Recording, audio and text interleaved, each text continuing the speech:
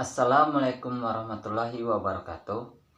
Perkenalkan, nama saya Romi Padilla, NIM 1920603443. Di sini saya akan mempresentasikan tentang tafsir ayat dan hadis Al-Quran dengan tema zakat dalam Quran surat At-Taubah ayat 103 dan entrepreneurship dalam Quran surat Quraisy. Quran surah At-Taubah ayat 103. Bismillahirrahmanirrahim.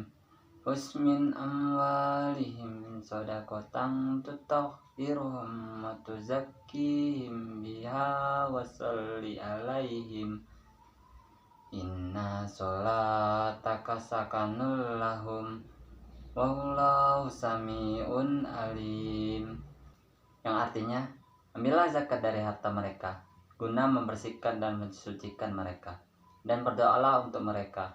Sesungguhnya doamu itu menumbuhkan ketenteraman jiwa bagi mereka. Allah Maha Mendengar, Maha Mengetahui. Kandungan surah At-Taubah ayat 103. Surah ini menjelaskan bahwa salah satu dari kewajiban setiap orang muslim adalah memberikan sebagian dari harta kekayaan mereka kepada fakir miskin, atau yang biasa disebut dengan zakat. Mengeluarkan zakat hukumnya wajib. Selain itu, bersedekah juga merupakan perbuatan mustahab yang berulang kali ditekankan oleh para nabi.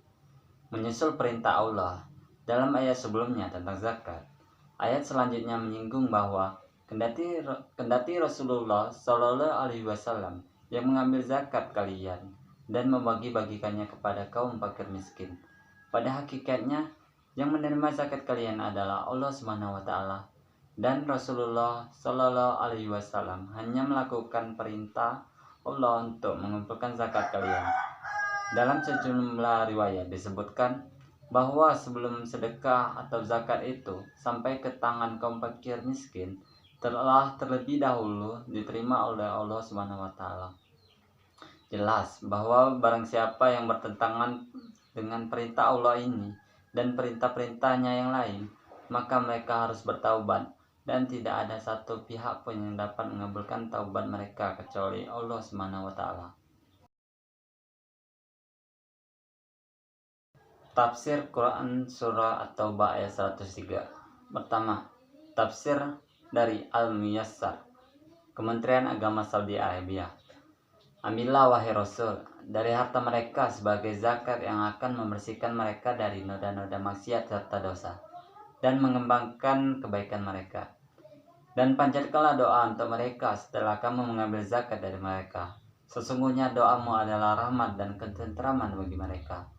Dan Allah Maha Mendengar doamu lagi Maha Mengetahui amal perbuatan dan niat mereka. Selanjutnya tafsir dari Al-Mukhtasar atau Markas Tafsir Riyadh di bawah pengawasan Syekh Dr. Salih bin Abdullah bin Humaid, Imam Masjidil Haram. Hai Rasulullah, ambillah zakat dari orang-orang yang bertaubat dan mengakui kesalahan mereka itu, agar mensucikan mereka dari dosa-dosa dan menambah kebaikan mereka, sehingga mereka meraih keikhlasan kepada Allah. Allah Maha Mendengar segala doa dan perkataan, dan Maha Mengetahui segala taubat dan perbuatan. Hubungan zakat dengan Quran surah At-Taubah ayat 103. Ayat ini merupakan perintah Allah Subhanahu Wa Taala agar setiap orang Islam mengeluarkan zakat, karena dalam zakat itu banyak hikmah baik zahir dan batin terhadap harta dan diri seseorang insan. Zakat secara bahasa berarti berkah, tumbuh, bertambah, suci, baik, dan bersih. Sedangkan secara istilah, zakat adalah bagian tertentu dari harta yang dimiliki yang wajib dikeluarkan untuk orang-orang yang berhak menerimanya, yang sesuai dengan tuntunan syariat. Di antara hikmah-hikmah yang dapat kita ambil tersebut adalah: A. Zakat adalah merupakan rukun Islam yang ditunaikan oleh setiap orang Islam. B. Amil zakat disunatkan supaya mendoakan orang yang menunaikan zakat sebagaimana sunnah Rasulullah Sallallahu Alaihi Wasallam. C. Zakat dapat membersihkan kekotoran zahir, harta yang dimiliki seseorang Islam. D. Zakat dapat mensucikan kekotoran batin dalam diri seseorang Islam dari akhlak buruk seperti kikir, takbur, dan pia yang bercampur dengan amal soleh. E. Zakat ini di samping melambangkan hubungan seseorang muslim dengan Allah dengan melaksanakan perintahnya untuk mengeluarkan juga hubungan dengan manusia lain dengan memberikan bantuan harta dan membersihkan diri dari segala penyakit hati sesama manusia. F. Zakat memberikan ketenangan dan kebahagiaan ke dalam diri dan keluarga mereka yang mengeluarkan zakat. Quran Surah Quraisy. Bismillahirrahmanirrahim.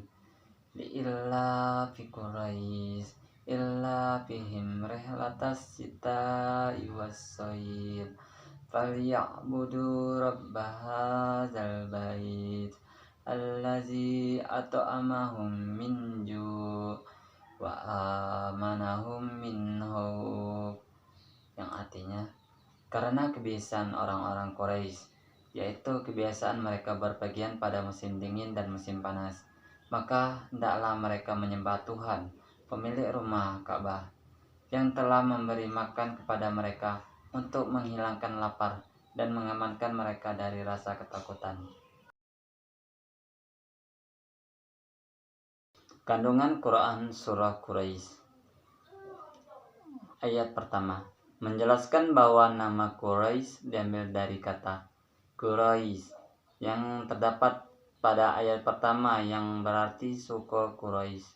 Suku Quraisy adalah suku yang mendapatkan kehormatan untuk memelihara Ka'bah.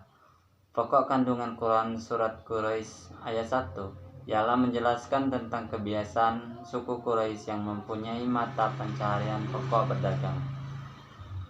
Ayat 2 menjelaskan tentang perjalanan dagang orang-orang Quraisy pada musim dingin pergi ke negeri Yaman dan pada musim panas ke negeri Syam dalam setiap tahunnya. Mereka berpergian dengan tujuan untuk berniaga yang keuntungannya digunakan untuk keperluan hidup di Mekah dan untuk berkhidmat kepada Baitullah yang merupakan kebanggaan mereka. Ayat ketiga, Allah mengingatkan suku Quraisy khususnya dan umat Islam umumnya agar selalu bersyukur atas rezeki yang diberikan Allah. Mereka diperintahkan untuk beribadah kepada Tuhan, pemilik Ka'bah. Terhadap rezeki yang diterima, mereka harus bersyukurinya dengan cara memanfaatkannya sesuai dengan perintah Allah. Ayat 4, Allah SWT menunjukkan akan kenikmatan yang telah diberikan kepada mereka, yaitu berupa makanan dan rasa aman. Tuhan pemilik Ka'bah itu telah memberikan kepada mereka makan untuk menghilangkan lapar. Mereka juga diberi keistimewaan dengan rasa aman dan tentram. Maka dari itu hendaklah mereka mengesahkan Allah SWT dalam beribadah, tidak menyekutukannya dengan sesuatu apapun dan tidak menyembah selain Allah.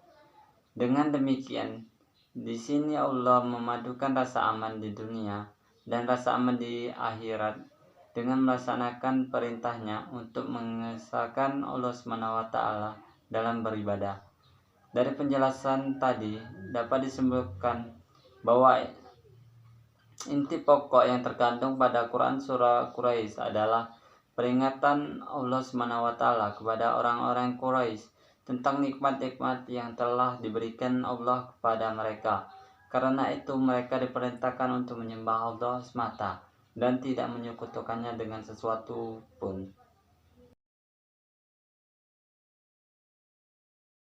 Tafsir Quran Surah Quraisy dari tafsir Ibnu Katsir fi Zilalil Quran, Al-Azhar, Al-Munir, dan Al-Misbah. Quraisy ayat pertama, diilla fi Quraisy, karena kebiasaan orang-orang Quraisy. Ibnu Jarir mengatakan hukum lam di awal ayat ini menunjukkan makna takjub, seakan-akan disebutkan kagumlah kamu terhadap kebiasaan orang-orang Quraisy dan nikmatku yang telah kulimpahkan kepada mereka. Ibnu Katsir menjelaskan, ilaf artinya adalah kebiasaan atau tradisi. Disebut suku Quraisy diambilkan dari nama tokohnya, Quraisy.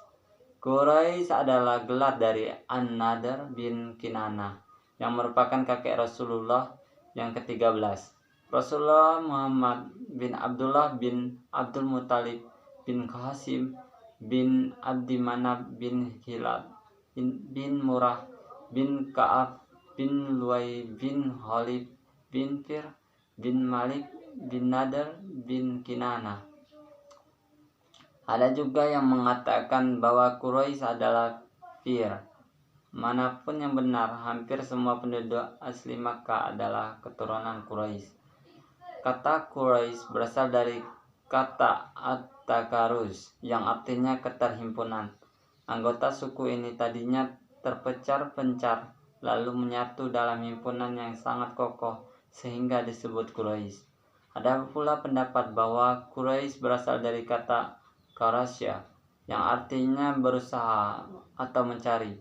Suku ini dinamakan Quraisy karena terkenal sebagai pengusaha yang ulet dan selalu mencari orang-orang yang butuh untuk dibantu. Ada lagi yang berpendapat bahwa Quraisy berasal dari kata Qirsi yang artinya adalah ikan hiu. Ikan ini sangat kuat, melebihi ikan-ikan lain, bahkan bisa menjukir balikan perahu.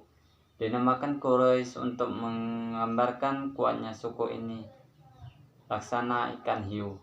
Tafsir Quraisy ayat 2. Illa fihim rihlatas sita wassoid, yaitu kebiasaan mereka berpergian pada musim dingin dan musim panas. Kata rihla berasal dari kata rahala yang artinya pergi ke tempat yang relatif jauh. Rihla pada ayat ini adalah perjalanan dagang orang-orang Quraisy yang dilakukan 2 kali setahun, yakni pada musim dingin dan musim panas. Perjalanan ini dipelopori oleh kakek Rasulullah, Hasim bin Abdi Manaf. Sebelumnya di Makkah ada istilah al-itifar, yakni apabila penduduk Makkah mengalami kesulitan pangan, pemimpin keluarga membawa mereka ke suatu tempat, lalu membangun tenda di sana untuk tinggal hingga mati kelaparan. Suatu hari keluarga Bani Makhzum ada yang mau melakukan al-itifar, lalu didengar oleh Hasim, kakek Rasulullah. Maka beliau menyampaikan kepada suku Quraisy dan meminta mereka saling membantu. Dari situ mereka bersepakat untuk melakukan perjalanan dagang yang keuntungannya dibagi rata. Apa yang diperoleh si kaya diperoleh pula dalam kadar yang sama oleh si miskin. Agaknya kebiasaan inilah yang dipuji Allah dalam surah ini. Tafsir Quraisy ayat 3. Falyabudu rabb hadzal bait, maka hendaklah mereka menyembah Tuhan pemilik rumah ini, Ka'bah. Yakni hendaklah mereka mengesankan. Tafsir Quraisy ayat 3. Falyabudu rabb hadzal bait, maka hendaklah mereka menyembah Tuhan pemilik rumah Ka'bah. Yakni hendaklah mereka mengesahkannya dalam menyembahnya. Dialah yang telah menjadikan bagi mereka kota yang suci lagi aman, serta Ka'bah yang disucikan. Perihalnya sama dengan firman Allah Ta'ala dalam Quran Surat An-Naml ayat 91 yang artinya, Aku hanya diperintahkan untuk menyembah Tuhan negeri ini, yang telah menjadikannya suci dan kepunyaannya segala sesuatu, dan aku diperintahkan supaya aku termasuk orang-orang yang berserah diri. Tafsir Quraisy ayat 4. Allazi at'amahum min ju' wa amanahum min khawf, yang telah memberi makanan kepada mereka untuk menghilangkan lapar dan mengamankan mereka dari ketakutan. Dialah yang memberi mereka makan agar tidak lapar, dan dialah yang telah memberikan keamanan dan banyak kemurahan kepada mereka. Maka hendaklah mereka beribadah kepada Allah dan mengesahkannya dan tidak menyekutukannya dengan sesuatu apapun. Dua kenikmatan dalam ayat terakhir ini, kesejahteraan ekonomi dan stabilitas keamanan, merupakan dua hal yang sangat penting bagi kebahagiaan masyarakat. Dan nikmat-nikmat Allah atas Quraisy ini mereka peroleh karena Allah menempatkan rumahnya di sana. Sehingga disebutkan di ayat 3, Rabba hadzal bait. Seandainya Allah tidak menempatkan rumahnya di sana, nescaya mereka tidak akan memperoleh keistimewaan dan kemudahan tersebut. Hubungan entrepreneurship dengan Quran surah Quraisy dijelaskan pada ayat kedua, illa bihim rihlata sita iwasaid, yaitu kebiasaan mereka berpergian pada musim dingin dan musim panas. Quraisy adalah suku yang dinamis. Mereka bergerak jauh sampai ke Yaman pada musim dingin, ke Syam pada musim panas. Sampai abad modern ini kita bisa melihat bangsa maju punya karakter untuk melakukan koneksi dan penetrasi bisnis melampaui batas-batas wilayah mereka. Sebut saja Cina, Amerika, dan Jerman yang menjadi leader karena inovasi dan mobilitas usaha. Mereka berani mewarnai pasar luar negeri serta berusaha memenuhi kebutuhan warga dunia. Semua karakter ini dikenal dengan jiwa wirausaha. Entrepreneurship adalah sebuah karakter dinamis, progresif, optimis, visioner, penuh perhitungan, selalu melihat peluang, ingin menambah value terhadap pekerjaan, serta punya determinasi untuk terus maju. Entrepreneurship adalah kumpulan sikap-sikap leadership. Entrepreneurship inilah karakternya Quraisy. Islam sebagai produk terbaik dari langit tidak akan laku di pasar dunia jika tidak dijual oleh salesperson dai yang mempunyai sikap entrepreneurial. Kemampuan menjual menjadi kata kunci bagi kemajuan. Bani Quraisy punya kompetensi ini. Maka dari bangsa saudagar inilah pemimpin dunia dilahirkan. Baiklah, itu saja presentasi dari saya. Kurang lebihnya saya mohon maaf. Kepada Allah saya mohon ampun. Wassalamualaikum warahmatullahi wabarakatuh.